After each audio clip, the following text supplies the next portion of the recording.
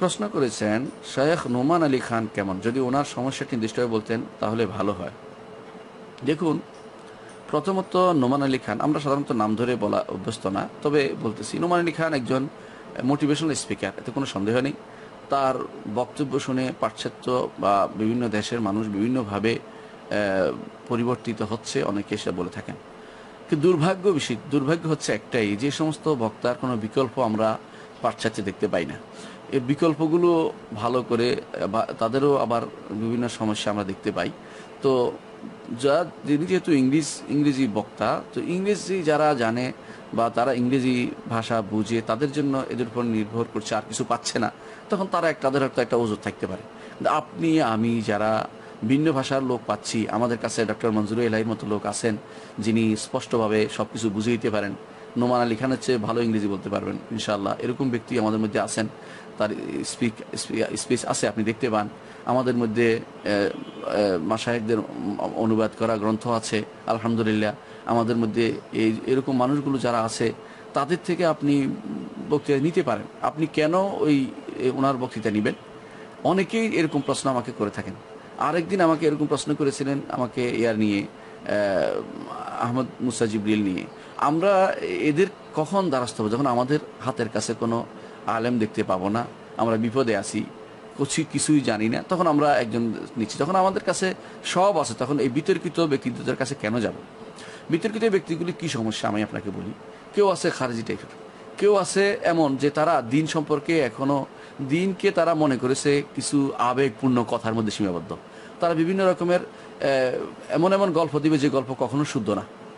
আপনি জানেন যে পাকিস্তানে একজন বক্তা আছে, তাকে অনেক আবেগপূর্ণ বক্তৃতা করে এবং তার আবেগে আমরাও আপ্লুত হয়ে যেত, আবেগ আছে তার মধ্যে। কিন্তু সমস্যা কি, এত বানোয়াট হাদিস বর্ণনা করবে যার কোনো কোথাও আপনি তার কিছুই খুঁজে পাবেন না কোনো বইতে।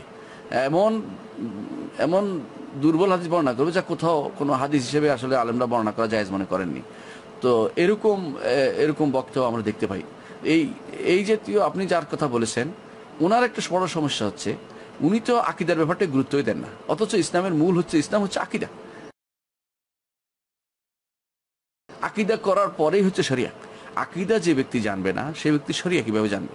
যেই ব্যক্তি আকীদার ব্যাপারটি গুরুত্ব না দিয়ে সমাজের সাথে মিশে, ইউরোপিয়ান সমাজের সাথে মিশে গিয়ে তাদের মতো হয়ে তাদের সাথে মিশে সেখানে গিয়ে কোনো রকমের দ্বীনের একটা কথা বলতে চাচ্ছেন, এটা কিন্তু ইসলামের দাওয়াতের পদ্ধতি না। ইসলামের দাওয়াতের পদ্ধতি হচ্ছে নিজেকে সম্পূর্ণরূপে আকীদায় দৃঢ় হতে হবে। তারপর আপনাকে দেখেই মানুষ ঈমান আনবে, যেটা মানুষ করেছে। সালফে সালেহিনরা ঈমানে দৃঢ় ছিলেন, আকীদায় দৃঢ় ছিলেন, তাদের দেখে তারা হেঁটে গেলে ঈমান আনছে। আপনি মনে করছেন যে আপনি যদি ইউরোপিয়ান সমাজের সাথে মিশে গিয়ে তাদের মতো ছেলেদের সাথে মেয়েদের সাথে বসে আড্ডা দিতে পারেন, মুখ খোলা মানুষের সাথে বসে তাদের সাথে হ্যান্ডশেক করতে পারেন, টাকরুর নিচে কাপড় পরতে পারেন, অথবা আপনি তাদের মতো এইভাবে চলতে পারেন, টুপি ব্যতীত, কাপড় ব্যতীত, তাহলে হয়তো তারা বেশি গ্রহণ করবে। আপনি নিজেকে ছাড় দিয়ে ইসলামকে ছাড় দিচ্ছেন।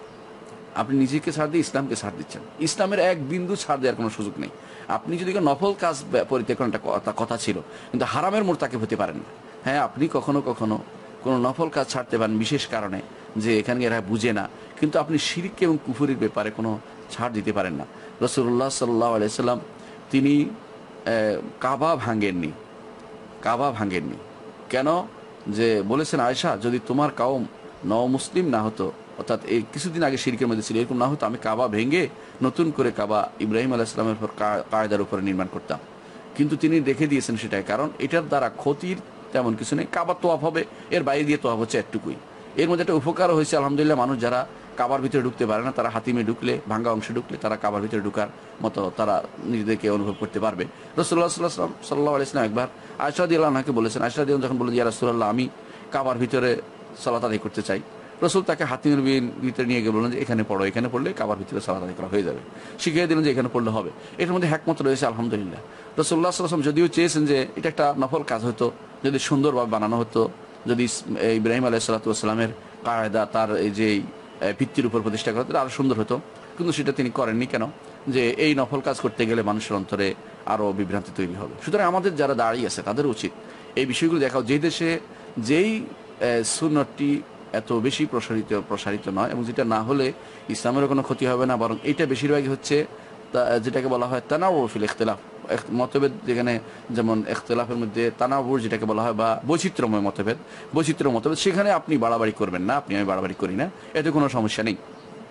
কিন্তু যে জিনিসটা হারাম সেটা করা যাবে না, হারামের কাজ করা যাবে না। দুর্ভাগ্যবশত এদের মধ্যে দাঁড়িদের মধ্যে কাউকে দেখা যায় গান গাচ্ছে, এবং ইন্ডিয়ান গান গাচ্ছে কেউ, দুর্ভাগ্য। এটা দাওয়াতের চিহ্ন, ওটা কে কোন দিকে দাওয়াত হলো সেটাতে আপনি এটা দিয়ে কি বুঝাতে চাচ্ছেন? আপনি জিনিসটা হালাল করে দিলেন। এখন সে সবাই গাইবে গান, আপনার অনুসারে সবাই গান গাইতে থাকবে। এখন এরপরে কেউ দেখা যায় টাকনুর নিচে পরে হাঁটতেছেন, এখন সবাই টাকনুর নিচে, এটা হারাম, কোনো সন্দেহ নেই, এখন সবাই টাকনুর নিচে কাপড় পরে হাঁটতে থাকবে। এরপরে কেউ দেখা যায় যে নারীদের সাথে বসে আড্ডা দিচ্ছে, আপনি এখন নারীদের সাথে বসে আড্ডা দেন। হ্যাঁ, মনে করুন যে আমার তো অমুক হচ্ছে, আমার যেহেতু অনুসারে তার নারীদের সাথে বসে আড্ডা দেয়া, নারীদের সাথে হ্যান্ডশেকও করে কেউ, নাউজুবিল্লাহ। আপনি হয়তো দেখে দেখে নারীর সাথে হ্যান্ডশেক করবেন, আপনি দেখবেন তাদের মধ্যে কেউ দেখবেন তাদেরকে যে তারা আকিদার ব্যাপার নিয়ে হাসাহাসি করে। এরপর আপনার কাছে আকিদা যখন বলবো, আপনি আকিদা কি দরকার, অথচ আকিদা হচ্ছে মেইন। আপনি বলতে পারেন শব্দটা আছে কিনা, শব্দটাও আছে, আমরা এটা আমাদের বিভিন্ন দার্স তুলে ধরেছি, আপনি পাবেন যে শব্দটা আসলে কোরআনেরই শব্দ, হাদিসেরই শব্দ, হাদিস থেকে সরাসরি আছে, লা ইয়াতাখিদুহুন্না সরাসরি শব্দটা আছে, এবং মুসনান দারমিতে হাদিসটা এসেছে, যেখানে আকিদা শব্দটি, ইতিকাদ করার শব্দটি হাদিসে আসছে, সেখানে হাদিসটা যারা অস্বীকার করে তারা হাদিসকে অস্বীকার করছে। সুতরাং না জেনে জানা উচিত, না জানলে কোথায় আছে। কিন্তু তাই বলে আপনি অস্বীকার করতে পারেন না যে আকিদা শব্দটি নেই। আর আকিদা শব্দটা ব্যাপক শব্দ, এটা না হয়ে আপনি এর বিপরীতে ঈমান বলেন, একই কথা হলো। আপনি যদি বলেন তার তাওহীদ বলেন, একই কথা হবে। সেগুলি গুরুত্ব না দিয়ে আমি দুনিয়ার মোটিভেশনাল স্পিকারদের পিছনে ঘুরেছি, তাদের দ্বারা মোটিভেশনাল জিনিসটা ভালো, এতে কোনো সন্দেহ নেই। কিন্তু মোটিভেশনাল যদি আকিদার পরে হয় সেটা ভালো হবে। আকিদা না থেকে শুধুমাত্র মোটিভেশনাল হলে অনেক হিন্দু বৌদ্ধকেও আপনি মোটিভেশন দেখতে পাবেন। তারা চোখের পানিতে ভেসে যাচ্ছে যখন তারা মূর্তির সামনে দাঁড়ায়। হিন্দুদের যখন আপনি দেখতে পাবেন একজন বৌদ্ধের সামনে দাঁড়িয়ে কাঁদতেছে, চোখের পানি ফেলতেছে। আমি কত মানুষকে দেখেছি শ্রীলঙ্কাতে, বিভিন্ন দেশে, আমি কত খ্রিস্টানকেও দেখেছি সে চোখের পানি ফেলতেছে। এর অর্থ তার তো কোনো একটা বক্তৃতা শুনে চোখের পানি ফেলছে, মোটিভেশনাল তারাও দিচ্ছে। সব মোটিভেশনাল আপনার দিনের জন্য যথেষ্ট নয়, এবং দিনের জন্য আপনার জন্য সেটা কার্যকরী হবে না। যদি ইমানের পরে মোটিভেশনাল কাজ হয় সেটা হবে গ্রহণযোগ্য।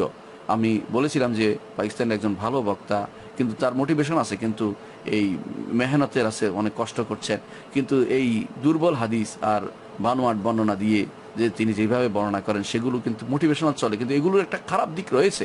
কারণ খারাপ দিক কি, এই কাহিনীগুলো একসময় আমাদের জন্য বিপদের কারণ হয়ে দাঁড়াবে। এগুলোর মধ্যে এমন এমন এলিমেন্টস আছে যেগুলো আকিদা বিরোধী।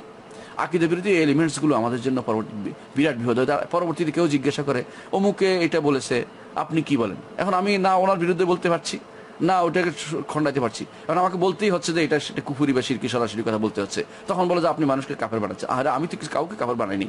একজন মানুষ নিজে ভুল করে কুফুরিতে লিপ্ত হচ্ছে, তাকে তো সাবধান করা দরকার। আমি তাকে সাবধান করি না, তাকে এই জন্য কিছু বলিনি, আমি তো বলছি এই কাজটা কুফুরি হচ্ছে। সুতরাং আমার উচিত কোনো মানুষ কার থেকে এলেম নেব, কার সাথে চলবো, কার বিষয়ে জ্ঞান অর্জন, এটা জানতে হবে। দুনিয়ার মানুষ কিন্তু এত বোকা নয়। দুনিয়ার মানুষ কিন্তু দুনিয়ার ব্যাপারে সবই বুঝে। দুনিয়ার ব্যাপারে বুঝে কার থেকে সত্য জিনিসটা নেওয়া যাবে, মিথ্যা জিনিস কেউ নিতে চায় না।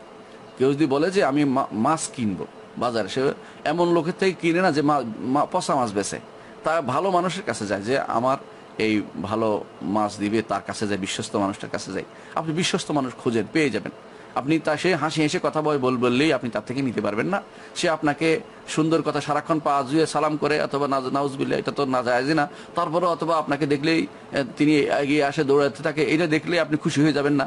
এই জাতীয় একরামুল মুসলিমিনের কোনো মূল্য নাই। কারণ এটা আসলে আপনার ক্ষতি করার জন্য, যেহেতু আপনি সেই জানে না, জাহেল সবসময় কিন্তু ক্ষতি বেশি করে।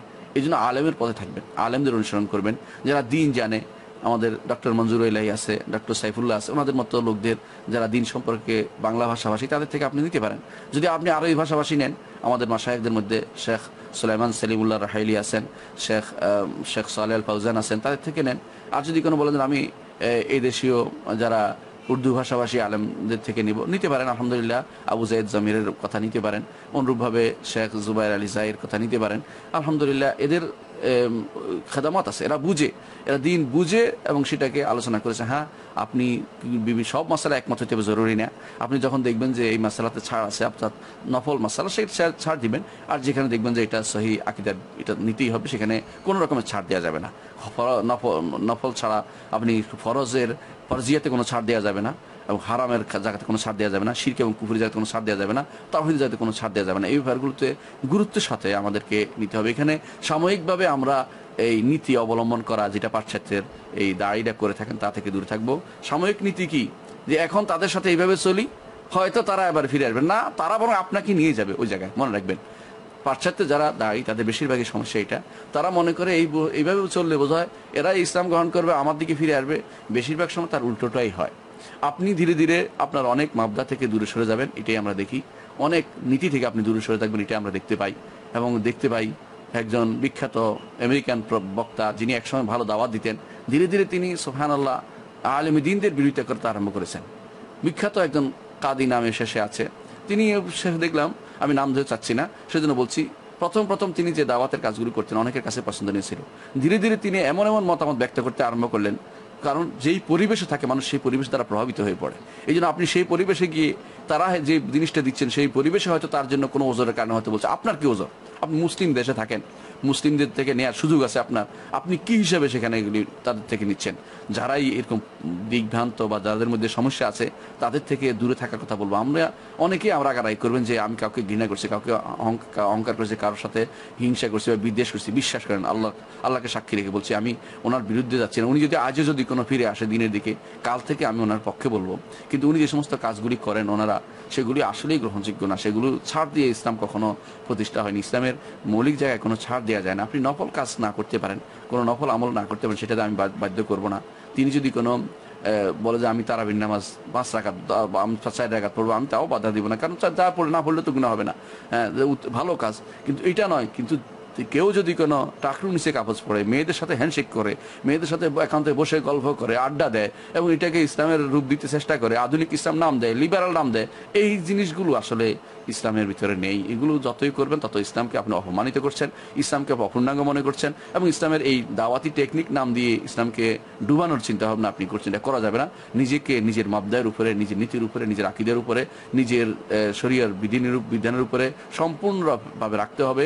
শুধুমাত্র যেখানে নফল কাজ আছে সেখানে আপনি যদি ছাড় দেন পরিবেশের কারণে, সেটা শরীয়ত অনুমোদন করেছে। যেমনি আমরা বলেছি ইয়ার ব্যাপারে, কাবার ব্যাপারে যেমন বলেছি, সেরকম সামান্যতম জিনিস হলে সেটা হলো আলাদা কথা। কিন্তু যেখানে আমি জানতে পারি যে এটাই করতে হবে, সেখানে বিপরীতটা করার কোনো সুযোগ নাই। আশা করি বিষয়টি বুঝে আসছে।